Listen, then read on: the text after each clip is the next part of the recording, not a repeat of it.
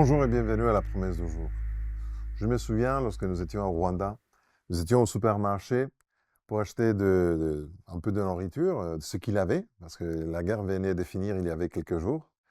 Et, et lorsque la personne qui était en charge de la logistique a sorti un petit paquet de billets pour payer, quelqu'un a tapé sa main pour lui faire tomber le paquet de billets.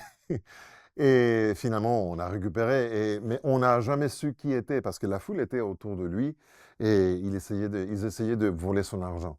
On n'a jamais su.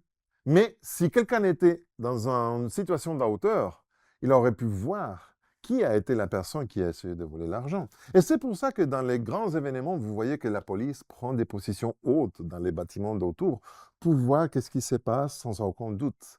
C'est quelque chose d'intéressant. Vous savez, je vous propose aujourd'hui une promesse qui illustre justement ça, notre relation avec Dieu dans ses points de vue, depuis son point de vue.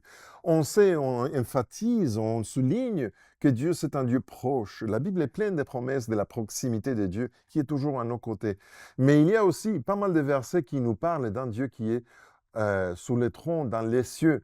Alors, ce n'est pas une dichotomie, ce n'est pas du tout une contradiction. Permettez-moi de vous lire cette promesse. Psaume 103, verset 19, version Parole de vie. Le Seigneur a son siège dans le ciel. Son pouvoir royal s'étend sur le monde entier. Et ce n'est pas parce que, depuis ce point de vue, il s'éloigne de nous, mais il est en train de nous promettre qu'en même temps qu'il est avec nous, autour de nous et à nos côtés, il garde aussi sa position haute, parce que depuis là, il voit tout ce qui se passe. Aucun détail lui échappe à lui. Et c'est grâce à ça, à son trône-là, qu'il est toujours au courant de toutes petites choses qui t'arrivent dans ta vie. Alors lorsque tu lis que Dieu est dans son siège, dans les cieux, ne pense pas qu'il est éloigné. Pense que rien ne lui échappe de ta vie. Quoi qu'il t'arrive aujourd'hui, je veux que tu sois confiant qu'il est vraiment conscient de tout ce et de tout ce qui t'arrive. Ça, c'est la promesse du jour. Je suis Pedro Torres. Que Dieu te bénisse.